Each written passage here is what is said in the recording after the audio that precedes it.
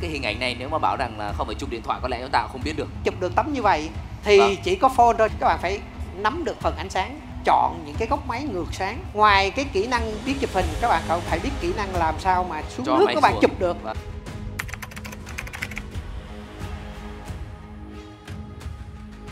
Tấm này hồi chụp cách đây khoảng chừng tuần. Thì hôm đó thì đang đi ra qua đón bà xã thì mưa rất là lớn luôn, mưa rất là lớn. Thì nếu mà các bạn chạy về lấy máy ha, các bạn set up luôn bằng máy Pro á, thì nó sẽ rất là phức tạp, các bạn phải che chắn rất là kỹ.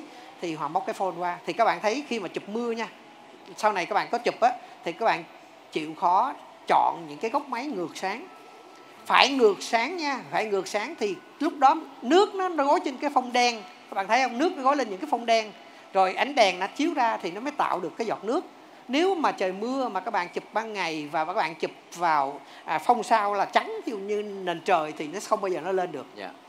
Quay phim thì dễ, nhưng mà đối với chụp hình thì các bạn phải nắm được phần ánh sáng chỗ này thì các bạn chụp mưa sẽ đẹp. Mưa nó có cái đẹp của mưa.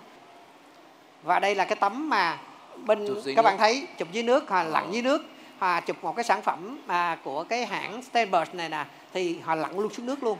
Thì tất nhiên cái này các bạn phải có kỹ năng chụp, tại vì khi mà xuống nước sóng đánh sóng ra thì nó sẽ trở lại cái màn hình home, là khó đánh lắm.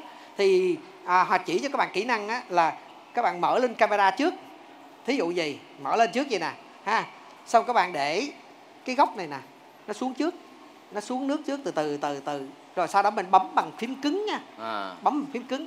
Chứ bấm bằng phím này nó không ăn. Đúng rồi ạ. Tại lúc này là nó có nước á, nó không có ăn cảm ứng nữa. Thành ra, mà các bạn xuống liền á thì nó sẽ sóng đánh vô cái phần này là nó sẽ trở lại màn hình này là không có được. Thành ra là đưa cái góc xuống trước, đi từ từ xuống. Và tất nhiên là phải nín thở rồi để chụp được tấm như vậy.